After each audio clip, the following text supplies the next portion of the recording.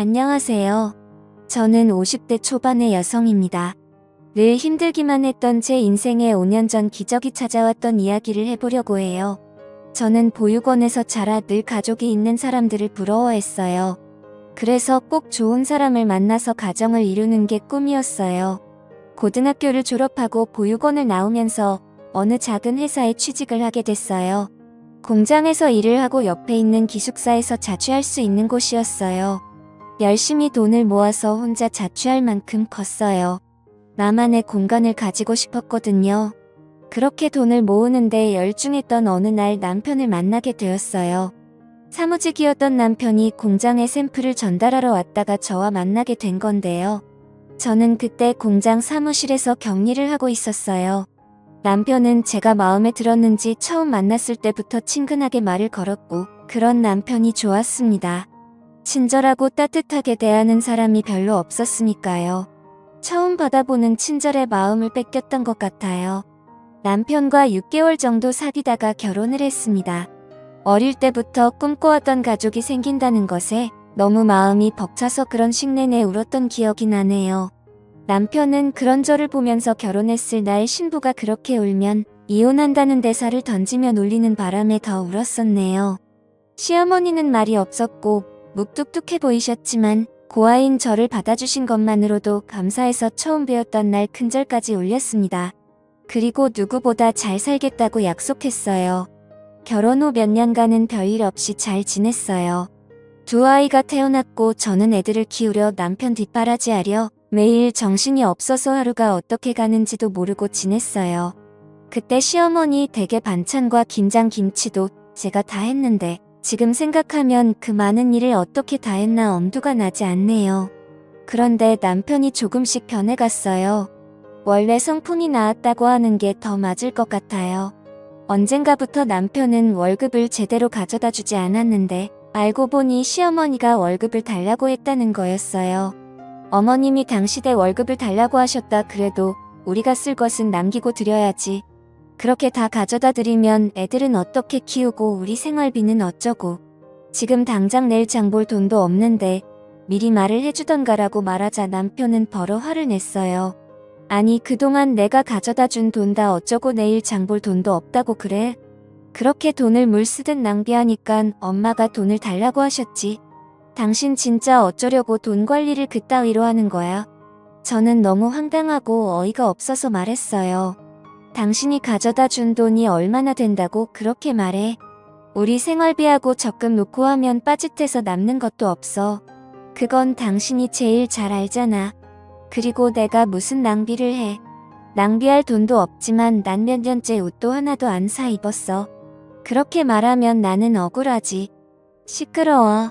앞으로 엄마가 용돈 조금씩 보낸다고 하니까 그걸로 써.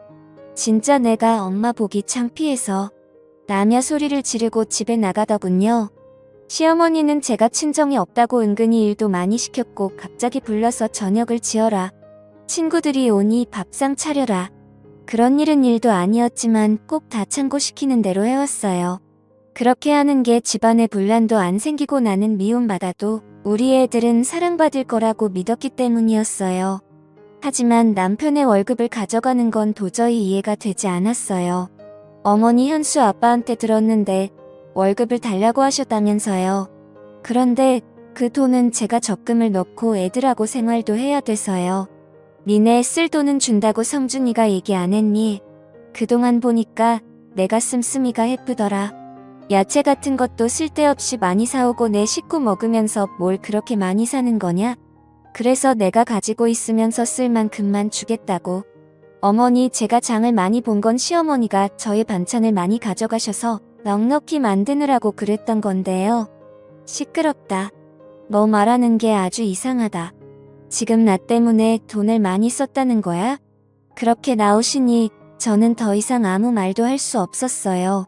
그때부터 저는 시어머니에게 매주 조금씩 돈을 다 써야 했는데 그 돈으로는 애들한테 들어가는 걸 쓰기에도 부족했어요. 남편한테 사정을 얘기하고 용돈을 좀 나눠달라고 했지만 그냥 웃음만 치더군요. 내가 나가서 사람들 만날 때 돈 없어서 쩔쩔대야겠어. 사회생활하는 사람이 여유가 있어야지 언제 무슨 일이 생길 줄 알고. 막말로 갑자기 친구라도 만나면 내가 돈 한 푼 없이 가서 얻어먹기만 해야 돼. 다른 집 마누라들은 남편 자존심 채워준다는데 보고 자란 게 없어서 그런가. 은근히 제가 구하라는 걸 피하냐구리더군요. 저는 너무 억울했지만 더 이상 아무 말도 하지 않았어요. 제 말이 통하지 않는다는 걸 몇 번의 경험을 통해서 알았으니까요. 저는 제가 할 수 있는 일들을 찾기 시작했고 집에서 할 수 있는 인형 눈 붙이기부터 밤 까는 일들을 했습니다. 손도 많이 가고 힘이 드는 거에 비해서 돈은 조금이었지만 그나마 집에서 애들을 보면서 할 수 있는 일이었어요. 사정이 이런데도 시어머니는 주는 돈을 더 줄이더군요. 요새 돈 좀 번다며? 그럼 더 안 줘도 되지? 라면서 조금씩 줄이더니 어느 날부터인가는 한 푼도 보내지 않았어요. 어머니 이번 주는 돈 언제 보내주세요? 원래 어제 주셔야 했는데. 내가 버는 돈으로 충분히 쓰고 살겠더만 굳이 내 아들이 번 걸 그렇게 가져다 쓰려고 드니 너도 좀 염치가 있어봐라.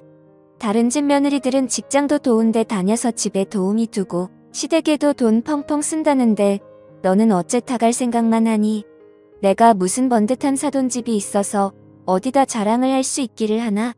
그렇다고 며느리가 직업이 빵빵해서 덕을 볼 수 있기를 하나? 아이고 내 팔자야. 저 두드려 하는 듯이 신세한탄을 하시더군요. 저는 그래서 어머니한테 돈 받는 걸 포기했어요. 그리고 애들은 어린이집에 맡기고 다닐 수 있는 일을 찾았고 보험 설계사 일을 시작하게 되었습니다. 남편은 점점 집에도 잘 안 들어왔고 늦게 들어오는 날은 술에 취해 있을 때가 많아 보여. 알고 보니 남편은 원래 도박에 빠져 있었더라고요. 그래서 한번 결혼을 했다가 한 달도 안 돼서 파혼을 했었다더군요. 나중에 공장에서 같이 일하던 아줌마를 통해서 듣게 되었어요. 하지만 저에게는 이미 남편 사이에 아들도 있었고 결혼 생활은 돌을 킬 수 없는 노릇이었어요. 가족 없이 자란 저는 아이들도 그렇게 키우기 싫었어요. 그래서 그저 나만 참으면 된다는 마음으로 보험 일을 하면서 악착같이 아들을 키웠어요. 다행히 아이들은 제 말이라면 자다가도 깨서 들을 만큼 착하게 잘 자라서 초등학교에서 공부도 곧잘 했어요. 그러던 어느 날 정말 저한테는 서러운 일이 터지고 말았습니다. 저와 큰아들 현수가 생일이 같아서 둘의 생일 기념으로 잡채를 만들고 아이들이 좋아하는 치킨을 만들어 주려고 양념을 다 묻혀서 냉장고에 넣어뒀는데 저녁에 집에 오니 아무것도 없는 게 아니겠어요? 딸아이 말로는 할머니가 와서 가져갔다는데 정말 기도 안 차더군요. 세상에 어느 할머니가 손주 생일날 선물은 못 줄 망정 생일 파티 음식을 가져가나요? 저는 우라통이 터져서 그 길로 시댁으로 쫓아갔어요. 어머니 오늘 냉장고에 넣어둔 거요. 저랑 현수 생일이라서 만들어 놓은 거예요. 그걸 그냥 가져가시면 어떡해요?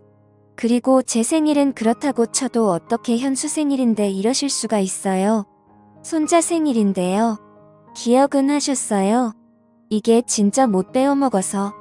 야, 내가 지금 시어머니한테 하는 태도 이게 뭐냐? 뭐 생일? 그래, 너 말 잘했다. 너는 내 생일이라고 언제 뭐 그렇게 특별하게 해준 적이 있니? 너는 내가 내 아들 생일 기억 못한 것만 서운해. 내가 그렇게 손자 생일이 어쩌고 하니 이왕 말 나온 김에 나도 하자. 나는 어쩌다가 천안 고아 며느리를 들이게 돼서 아주 어디 가서 쪽팔려서 말도 못 꺼내고 살았다. 그렇게 사람 창피 주고 내가 맨몸으로 와서 자식까지 낳고 살았으면 시어머니한테 고마워서 뭐 하나라도 더 해주려고 해야지. 인간 아니야. 내가 성준이가 아니었으면 너는 아직 시집도 못 가고 공장에 있었어. 내 인생 피게 해줬으면 매일 감사하다고 해도 부족한 일 아니니. 처음에 만났을 때는 큰절을 하고 부산을 떨더니 내가 돈 좀 관리하고 집에 저녁 반찬거리 좀 가져왔다고 이렇게 쫓아와서 사람을 못살게 보고 시건방을 떠. 너 그냥 나가. 나도 더는 못 봐주겠어. 계속 이럴 거면 혼자 나. 저는 애들을 두고 나가라는 말에 시어머니가 저한테 퍼부었단 막말을 그저 다 흘려듣고는 집으로 얼른 돌아갔어요. 남편은 역시나 집에 들어오지 않았고 새벽동이 틀 무렵 제가 출근하려고 일어날 때 술에 취해 들어와서 씻지도 않고 잠이 들었어요. 정말 모든 걸 놔버리고 도망가 버릴까 하는 생각이 굴뚝 같았어요. 하지만 애들한테 부모 없는 삶을 물려주고 싶지 않아서 참았습니다. 그러던 어느 날 저는 보험 계약을 하는 분과 이야기를 하다가 경찰의 가족 찾기라는 프로그램이 있어서 거기에 DNA를 등록하면 가족을 찾아준다는 말을 듣고는 경찰서를 찾아가서 DNA를 등록하게 되었어요. 혹시라도 제 가족 중에 누군가가 있을지 모른다는 희망을 가지고 말입니다. 그만큼 시어머니와 남편이 제게 주는 사랑은 너무나 컸습니다.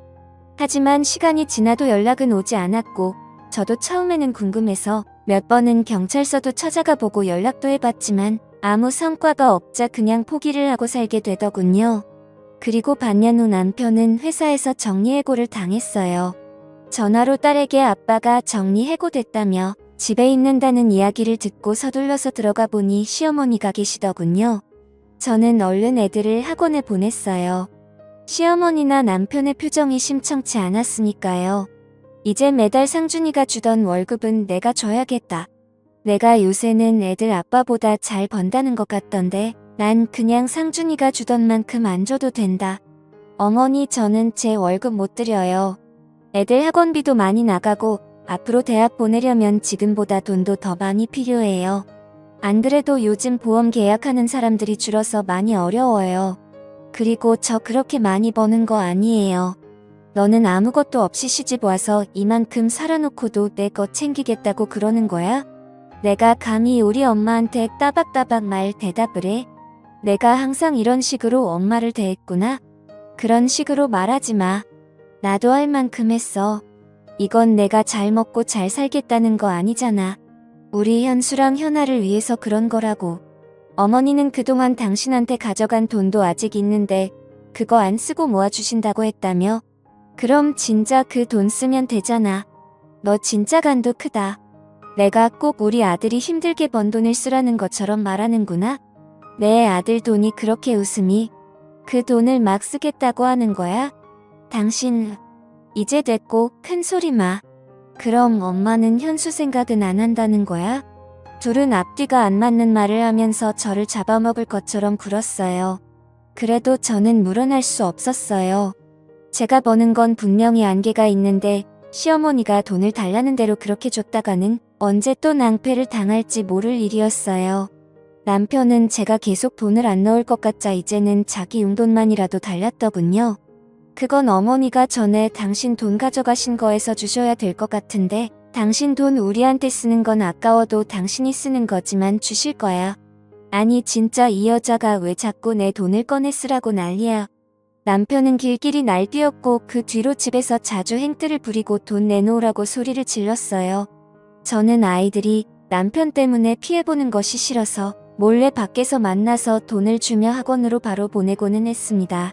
아이들은 저에게 저런 사람은 아빠도 아니고 할머니도 아니라면서 남보다 더하다고 이혼하고 편하게 혼자 살으라고 했습니다. 이제 겨우 중학교 2학년인 딸아이가 하는 말에 가슴이 찢어질 것 같았어요.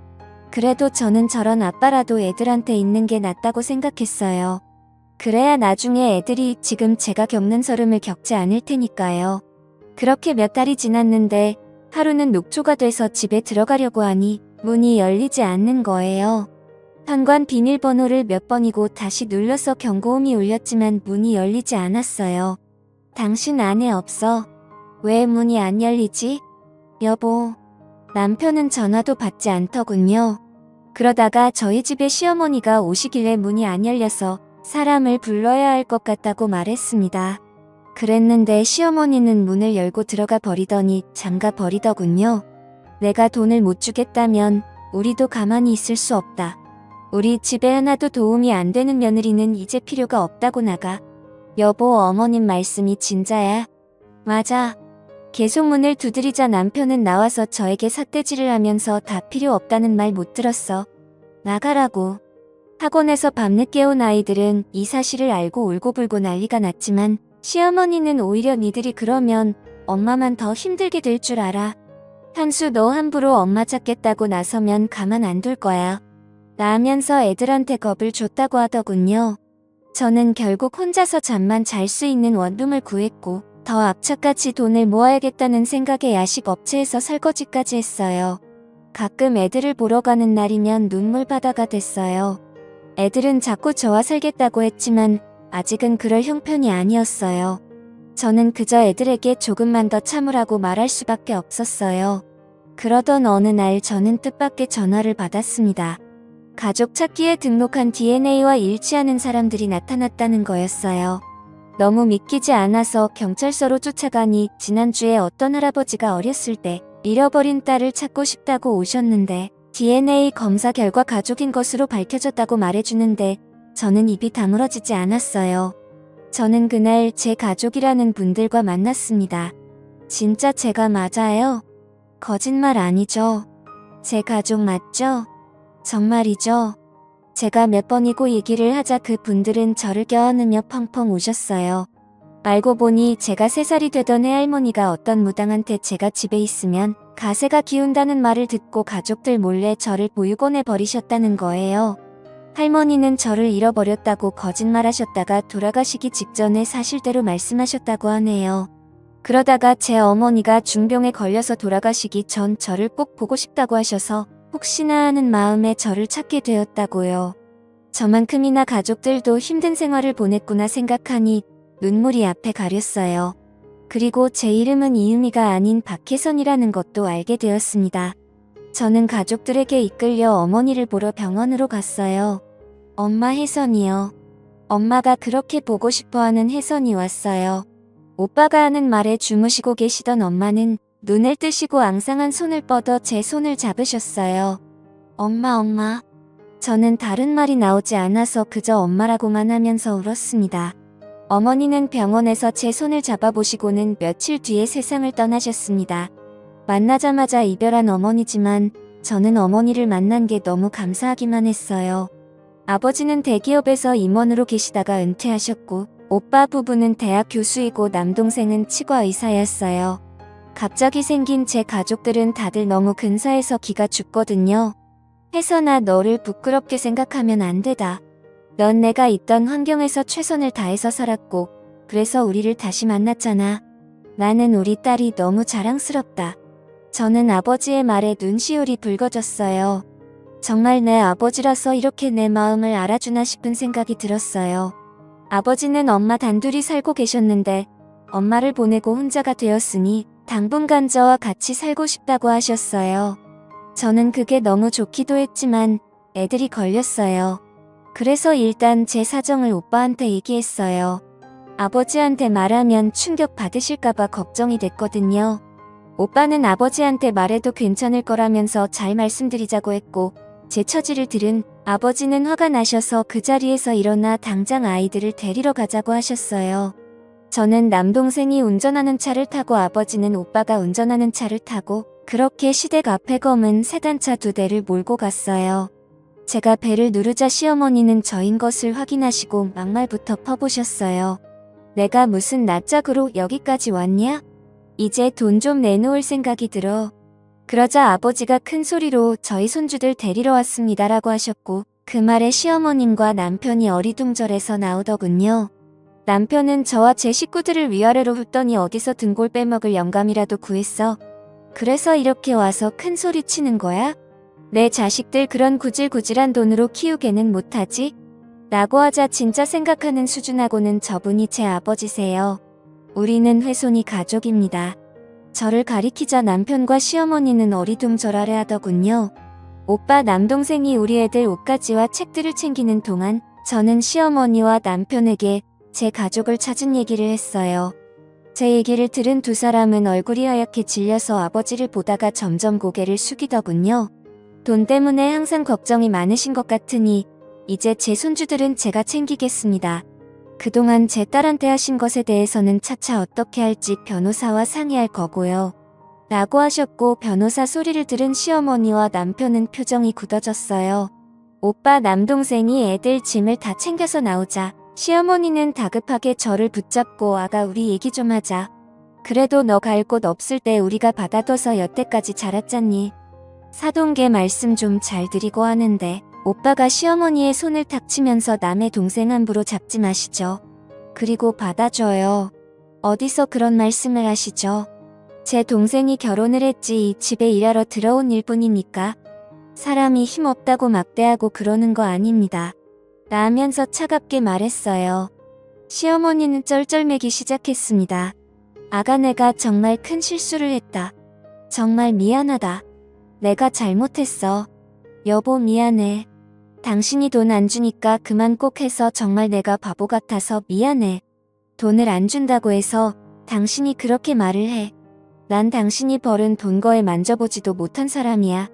그런데 내가 아이들하고 먹고 살겠다고 돈을 안 준다고 사람을 그렇게 내도 못 참? 그것도 일하고 들어온 사람을. 나 이혼 소송할 거니까 그렇게 알고 있어. 저는 애들을 데리러 학교로 갔고 갑자기 외아버지와 외삼촌이 생긴 아이들은 어안이 된 건 했지만 곧 너무 기뻐하며 좋아해줬어요. 그리고 시어머니와 남편은 몇 번이고 제게 연락을 하고 찾아오기도 했지만 만나지 않았어요. 한 번은 제가 오빠 부부와 백화점에 갔는데 어떻게 알고 시어머니가 저희를 쫓아오신 거예요. 그래서 오빠가 무슨 얘기를 할 건지 드러나 못했으며 같이 백화점 커피숍으로 들어갔어요. 제 둘 부부는 잘 지냈는데 아들이 회사를 그만두면 문제가 생긴 거예요. 용돈을 안 주겠다고 하니 불화가 좀 있었고 저도 남들 다 받는 폐물임을 예단 못 받고 며느리를 들었는데 제 입장은 생각 안 하시고 무조건 안 좋게 보시네요. 그렇네요. 좋습니다.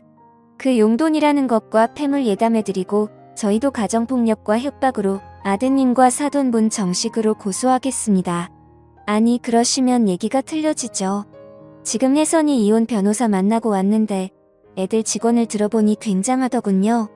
하루가 멀다 하고 술 마시고 도박하고 집에 안 들어오는 아버지, 그리고 집에 있는 애들 간식까지 쓸어가고 돈 한 푼 안 보태면서 엄마를 부려먹는 할머니. 이 정도면 이혼 사유가 차고도 넘칩니다. 그리고 집 비밀번호까지 바꾸고 못 들어오게 해서 1년 가까이 밖에서 살겠죠. 이런 것도 다 죄가 될 수 있고 위자료를 받아낼 수 있다고 하던데 저희는 그대로 다 진행할 겁니다. 그러니까 그렇게 알고 계세요. 억울하다는 시어머니의 말에 기가 차서 저도 한마디 했어요. 어머님 집에서 최신형 에어컨에 제일 큰 냉장고까지 있고 부엌도 최신식으로 다 뜯어 고치셨잖아요. 우리 애들은 낡은 에어컨 안 돌아가서 더워서 힘들어할 때 언제 한번 들여다보기라도 하셨어요? 어떻게 이렇게 뻔뻔하세요? 이제 와서 제가 친정이 생기니까 이런 식으로 덜 변하시다니 정말 너무 유치하고 우습네요. 그 미안하다는 말도 못 믿겠으니까 나중에 법정에서 만나죠. 시어머니는 주변에서 다 쳐다보자 얼굴을 숙이고 서둘러 돌아갔어요. 저는 아버지가 잘 아시는 변호사분 소개로 이혼 변호사를 만나서 소송에 승소를 하고 위자료도 받고 정신적인 피해 보상도 받았어요. 지금은 아이들도 다 대학 가고 저는 인생 처음으로 매일 편안한 생활을 하고 있어요. 이런 든든한 가족들이 있다는 게 살아가면서 이렇게나 힘이 된다는 걸 몰랐어요. 가지고 있을 때는 모른다고 하던데요. 많은 분들께서 가족이라는 존재가 원래 있었기 때문에 너무도 당연한 거라서 소중함을 잘 못 느끼실지도 모르겠어요. 오늘은 더 따뜻한 마음으로 가족들 한 번 더 생각해 보시는 건 어떨까요? 저 같은 사람도 웃을 날이 오니 하연 들으시는 분들에게도 좋은 일들 생겼으면 좋겠다는 마음으로 이야기를 하게 되었습니다. 그럼 다들 행복하세요. 들어주셔서 감사합니다.